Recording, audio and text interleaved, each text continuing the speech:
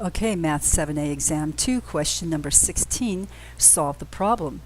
The price P and the quantity X sold of a certain product obey the demand equation. P equals negative 1/3 times X plus 100, where X is restricted between 0 and 300. The question is, now this is the price, P. P is the price. What price should the company charge to maximize revenue? Now we're not maximizing price, P, we're maximizing revenue. Hint, I gave you this hint. P is a price function. You must explain why your answer represents the price to maximize revenue, not to minimize it. And you also remember it is revenue we are maximizing, not price.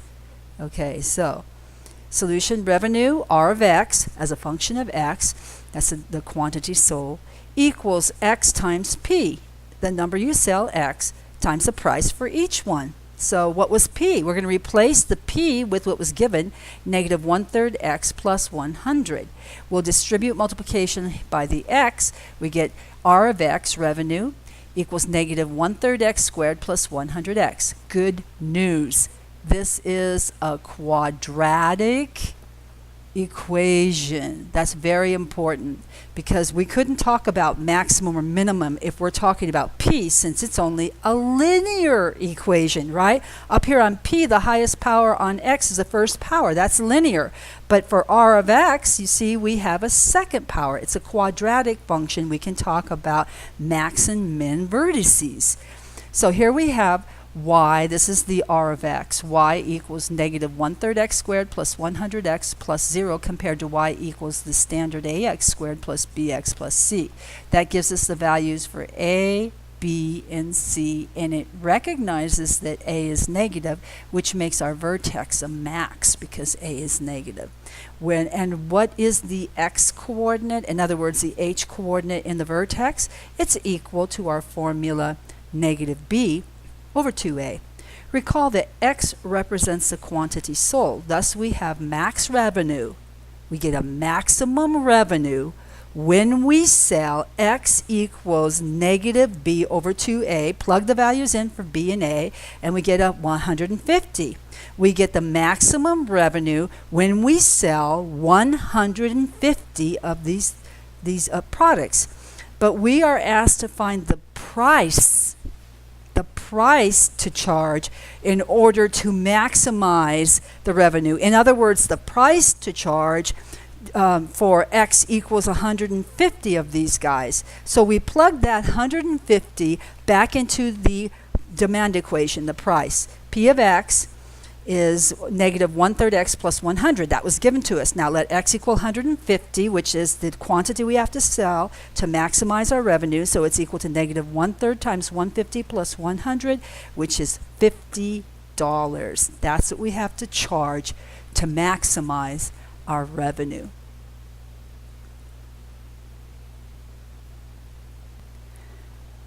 And now we're ready for question number, let's go up here. Question number 17. Decide which of the rational functions might have the graph given. Explain why each choice A through D has or does not have this graph. Hint, for each choice, check f of negative 5, f of 0, and f of 5, and more if needed. Show your work. Okay, we start by finding the values of f of each of these numbers on the graph. So f of 5.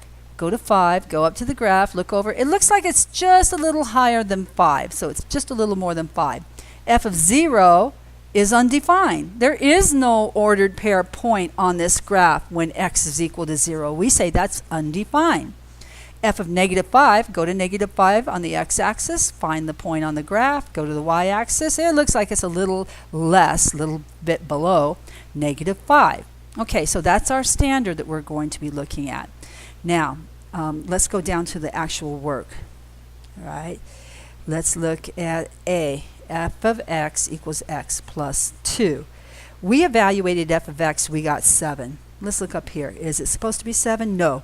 It's supposed to be a little bit more than 5, but that's a lot more than 5. So that doesn't look good to me.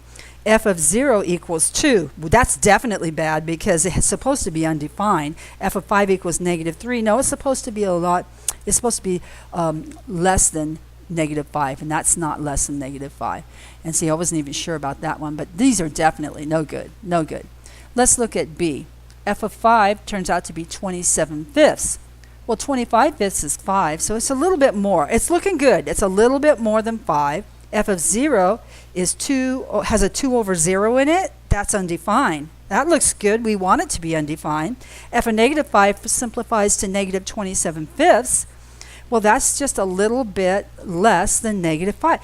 B is looking really good to me. Let's look at C. F of 5 is 51 fifths.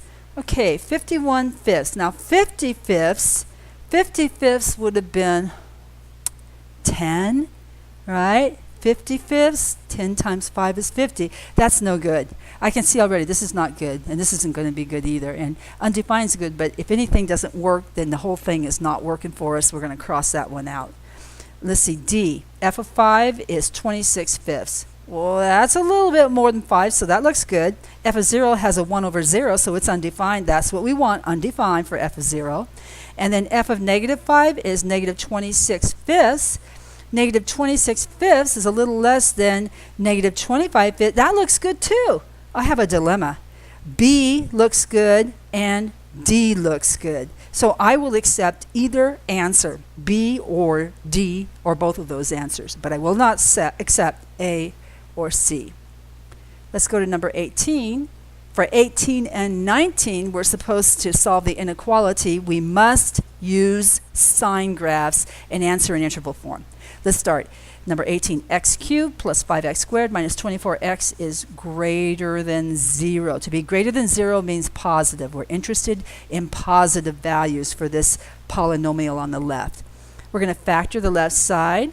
We get x times x minus 3 times x plus 8. Set each of our factors equal, not less than or greater than, but equal to 0 to get our critical numbers, which we use here to partition our number line.